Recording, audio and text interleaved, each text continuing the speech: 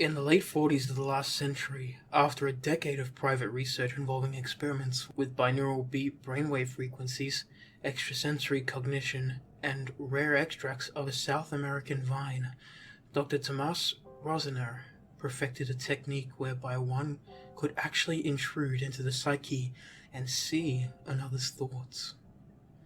Despite having exhaustively documented his rigorous work, he could find no institution that would even offer to review it. Forced to sell his invention, he found by word of mouth among those through whom procured narcotics a prospective buyer.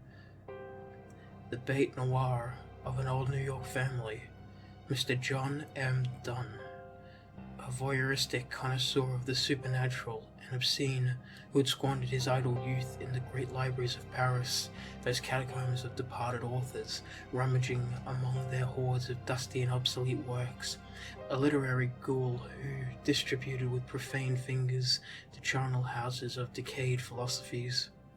He readily agreed to the doctor's asking price without haggling, delighted at the prospect of exploring such a bizarre novelty. Once adept at the operation of the apparatus, Dunn paid Dr. Rosner off, and under an assumed name rented a shabby house within the view of Sing Sing prison.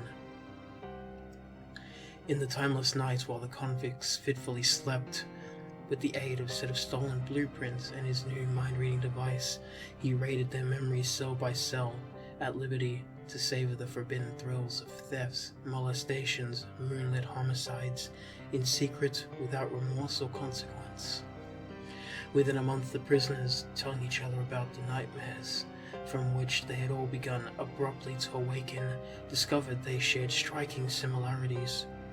First, processions of alligators and tortoises filed through a swamp crowded with faceless people and shrieking orchids.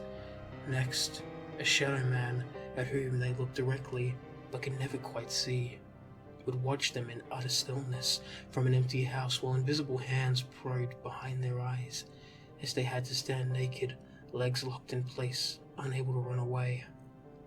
They compared descriptions of the house were identical, including its location just outside the walls. By mutual agreement, it was planned that the first of them to receive parole or to be released would search this house to find if it really existed and investigate the source of these troubling dreams.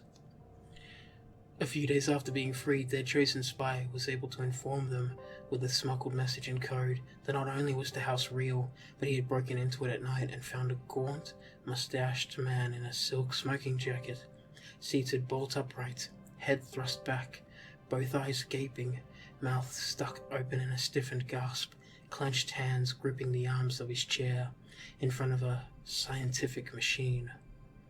A handwritten journal on the desk told the story of his adventures, prying unconstrained through their psyches, plundering the haunted memories of criminal after criminal, seeking even more shameful and audacious experiences, until, finally, he wrote, on July 7th, of his overwhelming desire to witness telepathically the next execution in the prison's notorious electric chair.